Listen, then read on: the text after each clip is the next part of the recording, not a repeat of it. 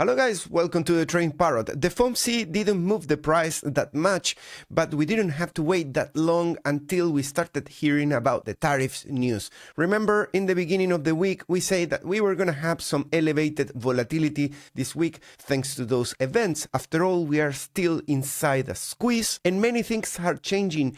And this time it's not just crypto. We're going to look at the VIX, we're going to look at general markets because something is at the moment shifting and big. I'm gonna also update you on all the shift I'm doing in my positions. Remember, I've been riding a short, so I woke up this morning with a big smile, but I'm focusing on taking action because things are moving extremely fast. We are facing 4-hour daily support, so I will tell you what I'm gonna do next. Guys, if you like this type of content, make sure that you're subscribed to the channel, hit the notification bell to get notified every time I put out these videos. Can we get 1,000 likes? That will be phenomenal on a Friday right before going for weekend. I'm gonna have some fish and chips right after this video. Utterly delicious it's going to be, or if you prefer utterly, like I said before. And yes guys, we have the second episode of the PineScript workshop. If you've been missing out, you can go to my playlist straight from the main page on YouTube and you're gonna find each individual coin separate playlist. Everything is tidy in this channel. You can even find my music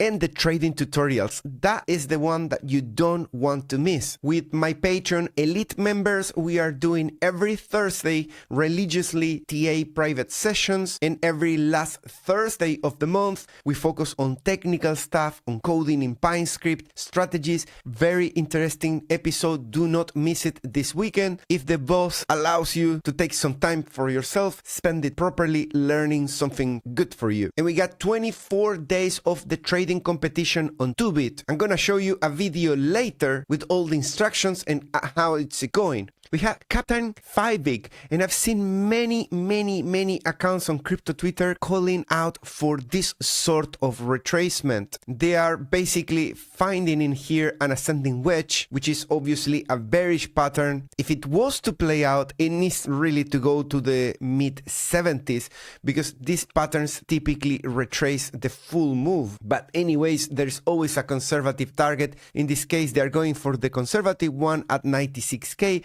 which is already a big move in my opinion, and definitely a huge shake off in the middle of summer, more than the one that I'm particularly expecting. Although I agree, it is possible. Now, on the bullish side, we have Gert van Lagen saying that this is a retest of the breakout of the inverse head and shoulders. That's also possible as long as we don't break the neckline. In this case, we shouldn't go that much below 114 on a closing candle basis. I think this is a weekly candle, if I'm getting it right, in which case, by the end of Sunday, we shouldn't be below 114 or something like that, if you want to defend that thesis. Now here we have something very interesting that is aligning as well with what the fair value gaps and the liquidation levels are saying, guys. We are sitting on top of a huge vacuum, okay? Let me show you first the fair value gaps, so you believe me, we are already aware. We've been shouting all the time, let's close the CME gap around here, let's take that liquidity, all of that, perfect. Let's take the previous week low with a new low at the support on the daily, support on the 4-hour. That's all beautiful for a quick recovery back into the median, and after we are in the median, we can go in any direction after that. But if we lose the daily and the 4-hour at the time I'm speaking, this area in here is extremely slippery. It's properly oiled, ready to fry some eggs. The eggs are not gonna stick at all if we enter this area. Always think, the faster we went up or down in an area, leaving fair value gaps behind, then the faster we cross on the other way around on the journey back. So hopefully these lines of support are gonna hold. This is not the only line that is currently holding the price. I'm gonna show you a bunch more, the order book and all the motivation to go back up so we can assess if we are actually gonna hold it or not. Price teleported from 112 to 115.8 on the move up. Yeah, that's what Martin is saying, but there is zero on-chain or technical support below. In other words, Bitcoin is hanging on the edge with thin air below. Make or break, pretty simple. And we have one bullish news today only. MicroStrategy rebranded strategy snaps up 21,000 BTC after a US 2.5 billion preferred stock IPO. This was published 2 days ago. The single largest corporate, but since March removes US 2.46 billion of supply at one stroke and lifts the firm's treasury to 628,000 Bitcoin. That's 3% of the total coins available that will ever be in Bitcoin. Crazy. And we have a 3 out of 10 bearish. The US spot Bitcoin ETFs record US 114 million net outflow this time. We're gonna look into Ethereum to see if that's also happening to Ethereum, driven by Fidelity and ARK RBK redemptions. And then we have a 5 out of 10 neutral with options to expire today. Max Pain sits at US 116k. 48.6k contracts settle into Friday's close, with spot hovering near the Max Pain strike. Gamma reflex may cap upside and invite volatility spikes if large writers delta hedge. A coin flip outcome, but one that can shake price in the near term. So watch out with this sort of motivations for price to move together with the tariffs and all of this. There's a lot of noise going on. I'm itching to look at the order book, what's going on under the carpet. So in summary, what is currently going on? What is moving the price in terms of fundamentals and news? We have the hawkish Fed minutes. That's an 8 out of 10. The Federal Reserve's July 30 release of FOMC minutes reaffirm that rate cuts are not imminent. Of course, we have Trump on the other end saying that this guy is stupid and all, tried everything that he can in his own style, of course, to get the rate cuts in. Then we have the White House Digital Asset Report. That's a 6 out of 10 in terms of impact on how it could be responsible for the move down or up in the price. A report from the White House Working Group on Digital Asset Market recommended a comprehensive federal regulatory framework for crypto. Then we have the US tariffs announcement. Of course, that's a 7 out of 10. Definitely very much impactful for Bitcoin, and we have a short-term impact. On August 1st, news of new US import tariffs rattled global markets, prompting broad profit-taking in cryptocurrencies and pushing Bitcoin below 115.2 in a shift downturn. Then we have technical profit-taking and liquidity hands. That's a 5 out of 10. Of course, liquidity matters. Then we have altcoin rotation and Ethereum well activity, a 5 out of 10. On-chain data shows a notable shift of capital. Ethereum well wallets grew by 8% in the past 48 hours. Most of these drivers, particularly the tariffs shock and technical profit-taking, are exerting short-term pressure likely to ease over days to a week more or less. And we've seen something around $2 billion, 16,000 Bitcoin incoming into exchanges, this time into Kraken. I wonder what's going on. I haven't heard any news about Kraken's CEO, which I think it was under investigation. Let me know in the comments if you know anything, because all these coins coming into the exchange, into that particular one, is a bit sketchy in my opinion. Are you trading on Kraken? Maybe this is the opportunity to move your funds into 2bit.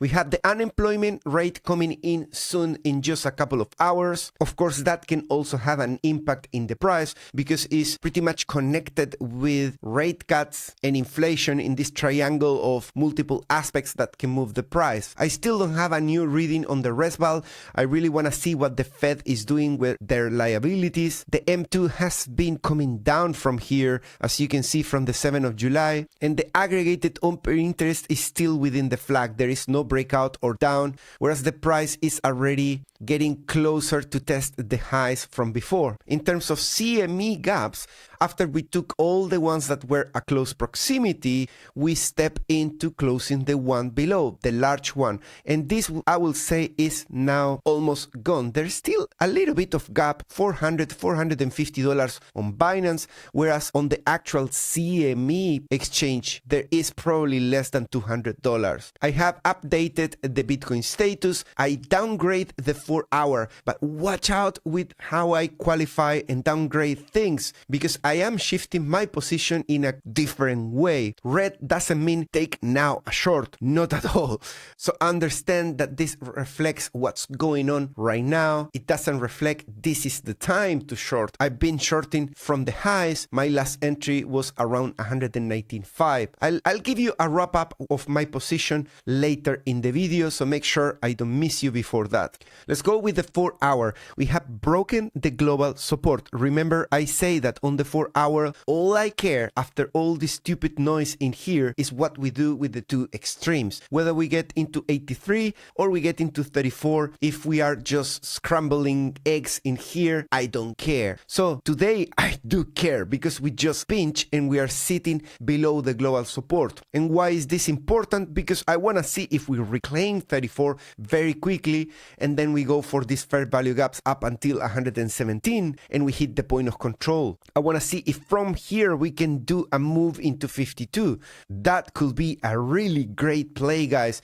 In particular, if we produce a breakout right after that, after doing a full reset on the 4-hour and catching the full move to the top, that is mouth-watering, really. After sitting on a short for so long, I'm really itchy to reverse my strategy and profit from it as well. You can see as well that we're getting a P signal in here that is coming in and out. That's because it's an intra-candle signal, and I'm gonna reveal what is that. The PNR, the percentile applied to the cross-B ratio or cross-buy ratio, which measures volatility, is saying that the 4-hour is getting in overextended volatility to the downside. So that together with the RSI pretty much saying the same, it could mean that we are about to hit or respect the 4-hour support. Remember that for the past few days, I say that after this liquidity hunt failed to break out, it just made it into the top of the range, so a rejection, and it started coming back down.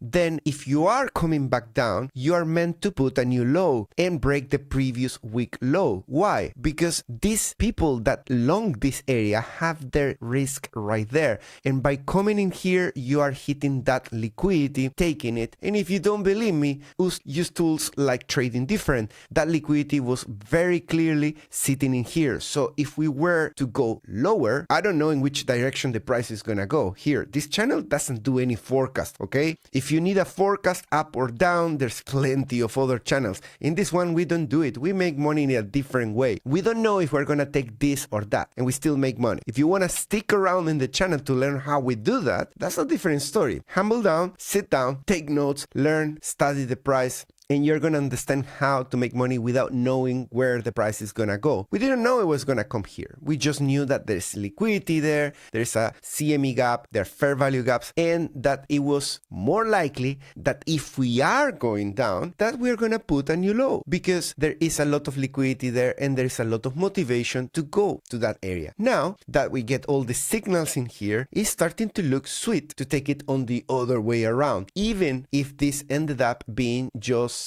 a dead cat bounce. Imagine we do something like this, we go into 117 or 116 and we cannot reclaim the previous range. Imagine if we do that. So if you enter from a long in here, it wouldn't be that bad either, right? As long as your execution and your risk management is done also in a decent way. You need both things, not just the entry.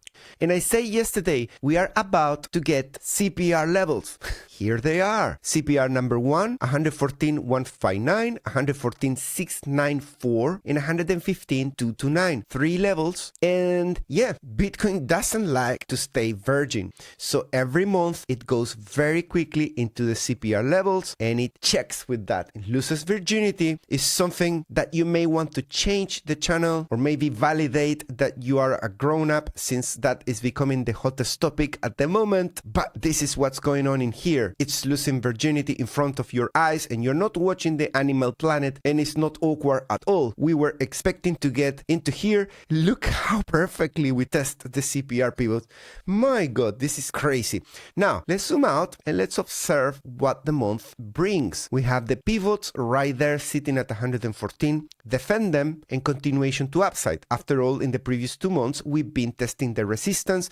So the models say in this month, we should go to 124 at the very least. If not, resistance to 132 or maybe possibly 142. Crazy. That's for August. If we don't do it in August, maybe in September. Remember, 1 out of these 2 months has typically some bearishness. So if it's not August, if you don't get the privilege that month, then you get it in September. It's very rare that you cross from July into October and you get 2 months in the green. Try to eye scan for August, September green, and then October, November green. Okay, get lucky to find a streak of 4 months in a row in green around the end of the summer into October, November. That's tough. Okay, and it's just past performance. It might not happen. We might get the first cycle, the first year that we do something like that. If we do it, round of applause for Bitcoin, but we have never done it. So go yourself and bet on that. Good for you. And come back later and tell me how it went. Now, on the daily, we are doing now this lower low. That is what we should be doing to take this liquidity to that liquidity. So we are now very clearly in a flag that is descending. We can even connect these dots and start thinking, maybe at some point we're gonna bottom around here and we could break out if we respect now this pattern. Now the channel hasn't done neither 1 or 2. It hasn't broken out to the upside with the resistance and is heading towards the daily support. At some point intra-candle, since the price moved into 114.1, we probably touch the 43 and we can see in here that the RSI by a few, maybe $10 away from that support. So basically, yeah, we tested daily support and I update all my Patreon members that at 4-hour daily support, we are taking action. That is also the pivot and that might not hold, definitely not. We need to look into whether there is a chance that we go into the bull market support band. But before you start looking too far ahead, oh, I'm gonna take profits of my shorts at 90K, hold on the horses, because we have coming in at 110 big support, big liquidations there that we need to keep in the back of our head in case we get there. Then we have this big support at 104 because that is volume picking up very high. There was a lot of trading going on in there. So the point of control of this area is 104. The point of control of the previous area and of overall everything in here at the same time is 96. So you need to be thinking if you are going to enter in a long, if things go wrong, scenarios like this, you need to think in a scenario like that. And of course, if things don't go really well with general markets, if shit hits the fan, you need to think scenarios like dead cat bounces and have them in your mind and prepare any DCA for a break even, like hit the glass, grab the fire extinguisher and try to consume the fire before, you get into bigger trouble. And I think it's low likely to do that, but not because it's low likely. I'm going to just extract it from my head and say, no, that's impossible. That is not something I need to care now. The moment you do that, you turn that, thanks to the law of Murphy, into a reality. So whether you prefer to use the stop loss or you want a DCA like a pro, put all those pictures and check your boxes that whatever you're doing survives that and still exposes you to a decent amount of profits. And also consider that this is not just about DCAing down. You can scale up a winning position. So open, to the possibilities of that and prepare a plan. If you want to learn what I'm doing, you can join my Patreon. There's been quite a decent amount of people that exit the Patreon, maybe like a 10% of them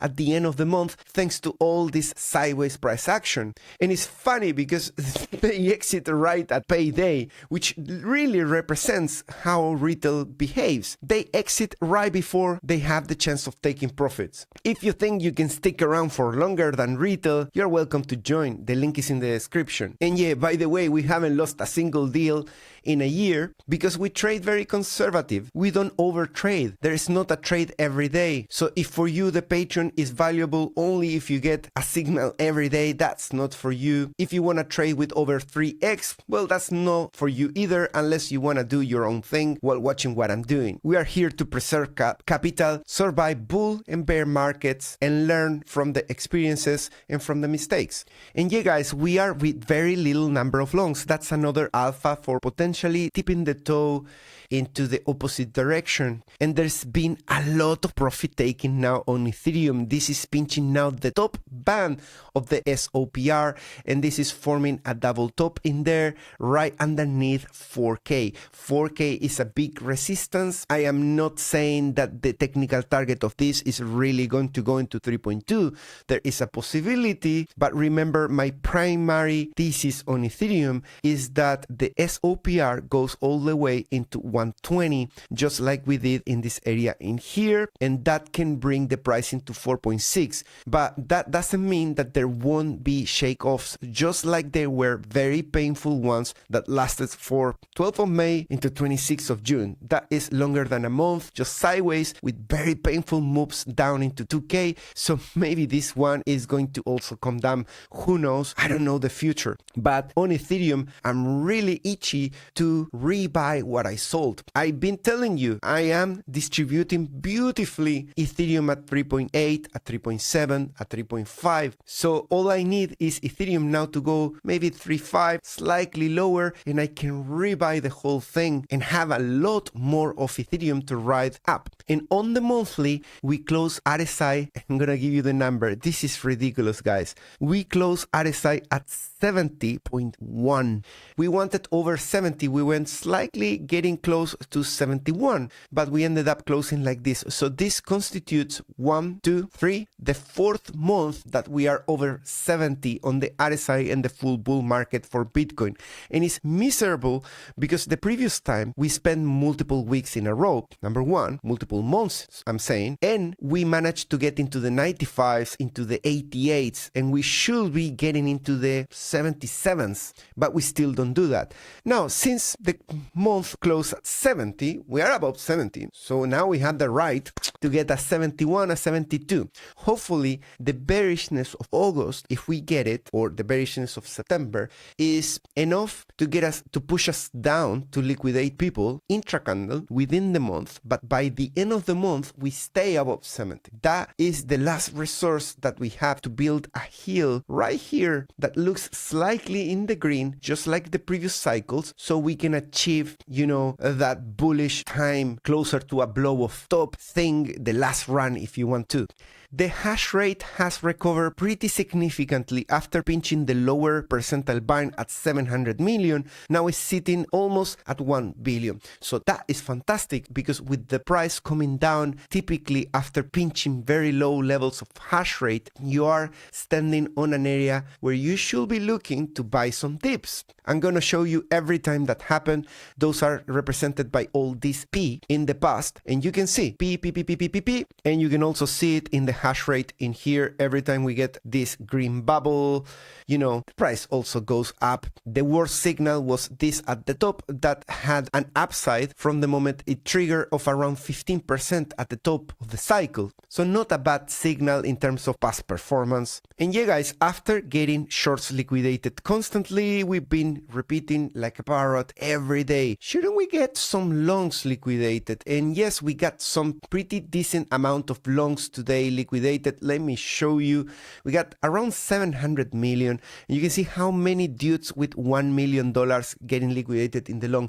I can guarantee you that none of them are watching this channel. You should, if you have a friend that is trading with 1 million or more, let them know to watch this channel. This is the channel that the people that make money watch. You know, if they were in my Patreon and they were giving me just $10 a month, Well, I should charge them more, but you know, those whales, they should be watching the channel anyways. If you don't like all this bragging, well, that is just a typical thing from someone born in Argentina. It's not gonna change. You're gonna have to take that to be able to get the nice alpha. And we broke down from this pattern on the CPR. We hit the pivot. Now I'm looking if we can reclaim that 117. That is most likely the next resistance, challenging one. Now, if the price reclaims and it crosses this level, then we can say that this was the most painful liquidity hunt in all these last 3 months probably. Net taker volume continues to be in the red and is accelerating. That means that people are dumping faster, more aggressively in the market with market orders. Retail took a dip in here after they crossed the top band. That means that they got scared at this point. You can see in this period in here of this pump, retail was very committed, very excited, FOMOing like proper retail chickens in a slaughterhouse, ready to decide that, oh, oopsie, I bought the top. And then suddenly this thing comes back down when they realize they are part of a trap, they are already close in a loss, and then you have very little number of retail in these areas there. So at the moment there is a little bit of a dip. This is not necessarily for me a signal of saying, okay, this is the end of everything. I still think that there is a local 4-hour daily opportunity coming in. We have some inflows that I show you in the beginning of the video from large holders, and that is appearing in the Big Whale Explorer today with around 7,000 Bitcoin. So this guy in here is not cooling down at all. And there's been a lot of comments in my videos and on Telegram and Twitter saying, dude, the 80,000 Bitcoin was sold in the market, and the market is amazingly absorbing all of that with bullish consolidation.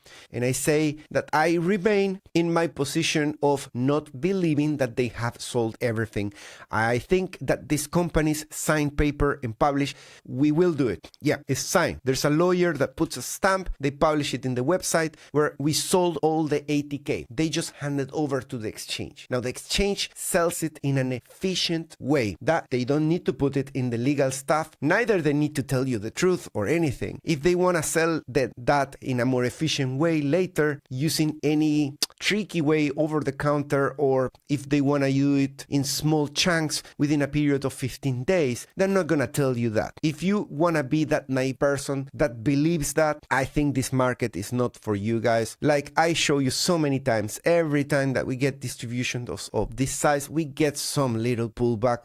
I mean, try to find one time that it doesn't happen. And still, people see this chart every time and they always come up with a reason to say, no, I'm not going to believe it this time. There's too much bullish ETF crap going on. There's this, there is that, blah, blah, blah. I don't know. I stick to my, when you get one of these, be a little bit dubious and just don't buy any crap, and you should be fine most of the time. And I will continue to defend that approach. It will be amazing if they later admit that they were willing to sell, that they handed over to the exchange, and that now finally they have completed the distribution, in which case you're gonna get your confirmation that they didn't sell 80,000 on a Sunday and price moved 2%. Just do the math. It should be from 5 to 10 and even more if we get a long squeeze percent move. And on a Sunday it should be more. Just ask ChatGPT, will give you the same answer. We have some outflows on the 31st of July. This is 100 and something. It's not the largest of the month, but it's in the red. It's not gonna do any damage.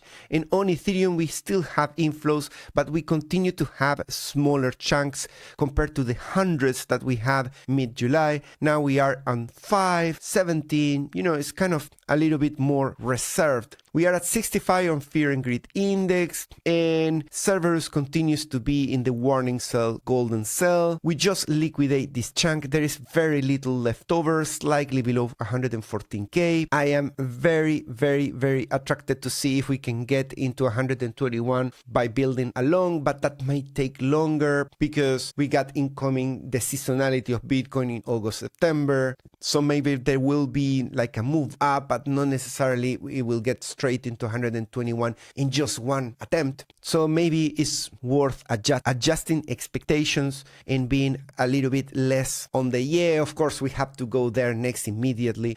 we took this liquidity that we were observing yesterday. Remember, I gave you the 25x and I say, I have no clue, 1 or 2 first, no idea, but we went into one and took profits, and I'm with a huge smile. Did my job. Once again, the parrot wins. Wanna join the army? Join Telegram, Instagram, Twitter, spread the word, help, share with your friends that are constantly moaning that they cannot make a dime in this market, that is all so much manipulation and stuff. Join the Patreon, support my team, that really helps as well. So we have these liquidations in here in the short proximity that are still the leftover. If you want, if you think we are gonna go slightly lower, that is a good motivation for stretching a little bit more, but we have already stretched a lot, and that's why my short is with a very tight stop loss. So at the time I finished the video, maybe it already hit and it took those profits. If you want to read my article explaining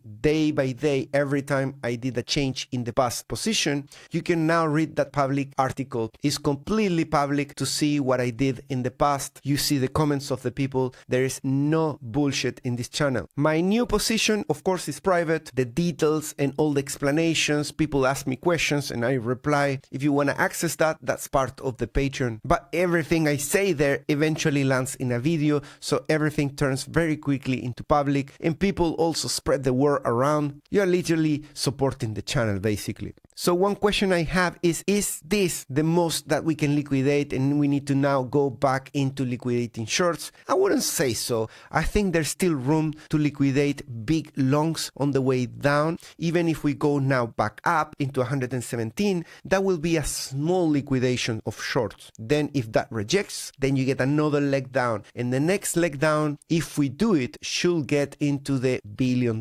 Now we are at 700, but on that rejection, if it happens, if we hit 110, there you go. That's gonna liquidate a ton of people. Really, this is just tracking 30 days, so you won't see it, but we are talking about billion or over $1 billion for sure appearing in that chart. Let's look at the order book, because everything is shifting today. There's clearly a change in the sentiment in the market. Let's look at the 1 month in here. Let's see the orders. Well, we got a lot of resistance at 120, 25. That is still the case. 43 million. Purple whales, rag pull right there at the highs. Just like we said yesterday, they did it right on time. And I have copied a template that they publish on Market Monkey Terminal on the Discord server, and I really like how it looks. I've got in here Bitcoin on spot. This side, this is Bitcoin on all aggregated perpetual contracts, so I can see all the orders, their sizes, very fast updating. It's amazing, really amazing product, this thing. So these are orders in spot. We can see how it's coming up and picking up at around 120 and 10, then resistance at 120. In perpetuals, we can see that support really building up until 113. Here is where we have those liquidations. The CBD continues to have aggressive shorts. As we liquidate people, the open interest is taking some dips. Yesterday, we were looking at the chart in this way, and we were saying that we left some liquidations on the lower end. One big one at 121. We went straight for that one that was on the morning yesterday, and then we went for the second one when we failed to really pick up to the upside. Notice something, that the longs are coming in fast, okay? They were gone into 43, but now we are at higher levels of longs coming back, just like in this double bottom formation that reached 57 in terms of longs. Now we are at 58, 59, and also starting to build some sort of double bottom. So dipping your toe in a long in this area may or may not be the actual bottom. We don't know. I don't know. But if we form this formation and we move into 117 and I'm 1% in profit or a small amount, I move my take profit into break even. If it's wrong and it takes a new low, I don't lose. If it goes up, I hold and I trail. And suddenly I was right. Oh, so you knew it was gonna go up. No, I didn't know. I just found an area in here that has decent support, that longs are interested, and there is a lot of activity around there. It might be wrong. So what if it doesn't do a dead cat bounce? What if this doesn't end up forming the double bottom and it doesn't go up? What do you do? Small position. position. Then I get into another area of high quality lower if this fully fails. So I don't get liquidated. I patiently wait for the next big opportunity. Longs on the altcoins are gone.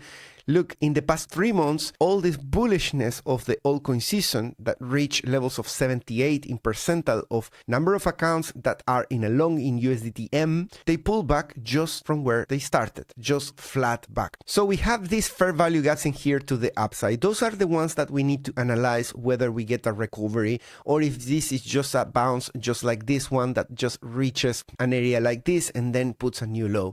So I will say, let's monitor if we can close about 116.7. That will be a signal that maybe there is a bit more upside because we might enter the second fair value gap. At that point, I start trailing. I start, protecting my long. Now, if we close this one and we break the top of the channel, we might get into 121 where we have that heavy liquidity on the top end. But I will consider that happening within August, September to get really lucky. If we get there, let's enjoy it. More money. If we don't get there, don't get disappointed, okay? I told you that it was going to be low likely. If we break this level, well, we need to be looking for the next levels of high quality. Initially, I think about 110, okay? Initially, because there's a lot of things going on in there, anchor VWAPs, more liquidity, volume profiles, tons of things. But if we land there and we land, in a way that I suspect that they might go even deeper because it's not really forming any pattern bullish on shorter time frames or other signs coming from on-chain and all the other crap that we visualize every day, then I might let it go. I might let it fall a little bit lower into 106 or 107, which is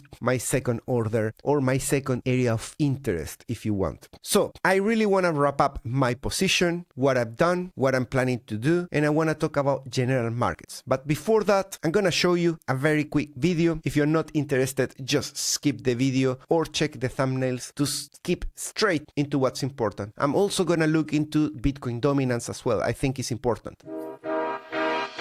Get ready to join the most anticipated trading competition this season, presenting the 2-Bit International Futures Tournament. A massive 3 million USDT prize pool is waiting. Climb the leaderboard and claim your share. How will you compete? Join the team expedition, lead your team and share a 1.5 million USDT pool. Prefer to trade solo? Then conquer the solo summit. Showcase your trading skills and win from a 600,000 USDT pool. And don't miss out on daily rewards. Discover the Climbers Cash, where everyone has a chance to win. Your journey to the top starts here. Register today to secure your rewards. Thanks for watching that video. That really helps the channel. Make sure that you use the link in the description either to open the account or to join my team in the trading competition. By doing that, you get $50 for free deposits, no questions asked. So let's have a quick look at general markets. Clearly, general markets are not liking what they're hearing this week. You can see that pretty much everything is in the red. So what happened in here? Why we have a few greens and actually very big greens? We have an 11% on Meta and a 4% on Microsoft. Well, we have some earnings going on, and these are big earnings. They really meet expectations by a lot, and that is currently holding the market. There might be also a component of rotation. Maybe some people on the expectations being met, they flip into that, but I wouldn't say that is the main cause. I think what people are hearing this week are disappointing them in terms of the additional tariffs, the rate cuts, either not necessarily coming because of the additional inflation coming in, or Trump needing to force the hand of the Fed, which is not the way that I believe markets want things to happen. They don't want a rate cut forced by the president. That kind of sets the scene for further abuse in a way. After all, the Fed is supposed to be fully independent. So let's go into the VIX and let's see what's going on in here. The VIX, if it closes this week like this, This is a bullish sign for the volatility, for the fear, and actually is contrarian to what we want for the general markets to really have a great time in the upcoming months. If this reclaims the support, that means after losing it, reclaiming is just a liquidity hunt, right? And this is weekly support. If we close like this and we hold that reclaim, that is calling for an expansion of the VIX. That means that should also affect the Nasdaq and the S&P. After all, they are just upside down assets. And we are getting in the Nasdaq a little bit of a pullback in here. So if Nasdaq now closes like this with a red engulfing candle and with a lower low relative to this low of the 7th of July, that means that the rollover is kind of confirmed in a way, or further signs of confirmation are being placed in the market. My expectation is that after the V recovery, that we get a little bit of a pullback, 6, 8, 10, you name it, but some pullback after just a full V recovery is healthy and is kind of expected. You can go back in history and look at the V recoveries on indices this big, and typically that is what happens. We're seeing the same on the S&P a little bit. We have pre-market 626 versus 632 the close. So on pre-market there is a little bit of progress towards that thesis as well. Remember that the Russell, the Nikkei, and other indices are already doing that, and they tend to do it before, not always, but many times that they started recovering, they did it first, and then the big S&P and Nasdaq follow through. This time they're doing it in the other way around, which is something we have identified a while ago. Google is down for the day, Apple as well, so pretty much across the board we are seeing a little bit of retracement. Nvidia has been respecting this line crazy. Watch out with a breakout on Nvidia because it's just too many weeks in a row moving up, so you could get a retracement like this, maybe a shallow one or a deeper one. So basically from 183 maybe into 160, possibly into 140 if it's a deeper one, kind of retesting the previous resistance that we tried to break multiple times, located at 150.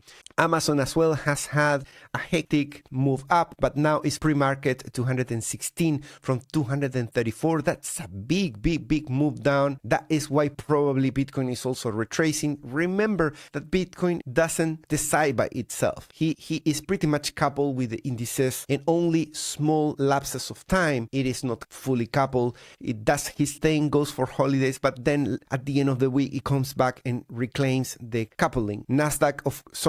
Microsoft of course did a huge move up, and on pre-market is still in the positive, but it print an ugly wick right there. I think it's due for a small correction, some profit taking. It's just too crazy. Meta as well, although Meta is in the negative now because it closed at very high price, so now it's taking a little bit of a pullback. In MicroStrategy, after the breakout of the inverse head and shoulders, did some progress into 452, but now it's at 386. So ideally we defend that 362, which is the previous support. Robinhood respecting still that resistance of the revenge rally. Let's go into some altcoins and let's do an update. As you can see, we have retraced quite significantly from 59 into 39, so that's 20 points, and today we are at 41.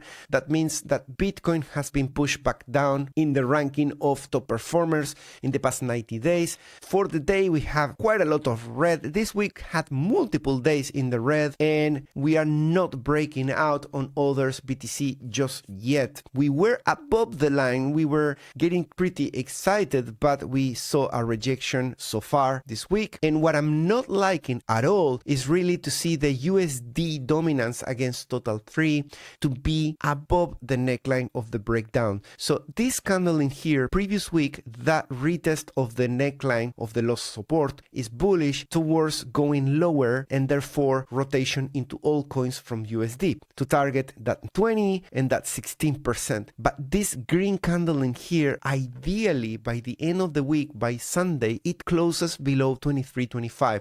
You can get this chart by doing basically the full arithmetic in here of saying USDT dominance plus USDC dominance, all of that in a parenthesis, and then divided by total 3 divided by total cap, because we are dividing the USD dominance and we are also building in this parenthesis the total 3 dominance. That's how we get that formula that that one of my Patreon members once suggested to do TA, and I fell in love with the chart because it's 2 channels, 1 per cycle, very clear to visualize where you should be allocated in altcoins and where you shouldn't. At these highs, if you don't break out to the upside, you should invest, but as you come down, you take profits. And definitely if you are at the bottom, that is the time to take massive profits and to wait for another swing high. The fractal from 2021 on the USDT dominance, which I say I'm gonna let go this chart, but not just yet because it's still following 2021 religiously. You can see that we started following from this box. And I say, what if we get something very similar? I was never expecting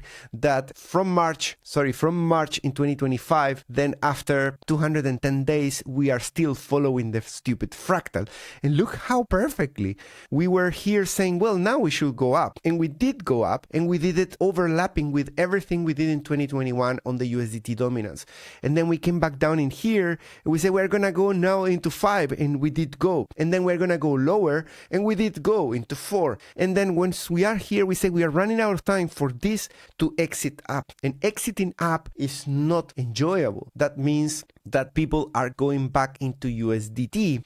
And if they were to follow the fractal all the way into here, you land in a bear market. Of course, we want the pattern to break, okay? Because I'm bullish for the rest of 2025. So all I want is to see that this pattern eventually breaks. Hopefully, before October. So in October, ideally, if, we do this move up, that means that we are bleeding up until October. And in October, we get a move down. That means that is a time for investing and doing well. But this move down, ideally, I want to see it to come back into the 4% because that's another wave of altcoin season. And yes, according to this chart, I'm laughing because it's disappointing. Again, this was the altcoin season. Okay, this moved from there to there and now starting to bounce. So the other way it could break is if this continues to move lower. Okay, if this moves lower into this area, then we say bye-bye fractal. Now we get our altcoin season. But if we continue to mimic this crap, it's not gonna be a party, guys. It's gonna be ugly. And the dominance is still respecting our resistance on the Ethereum dominance, but we are dipping very little. So it's very persistent, this Ethereum. We saw in the ETF spot that is defending really well. And the USDT plus USDC dominance chart that is following these areas of support, we are still a little bit further away from support.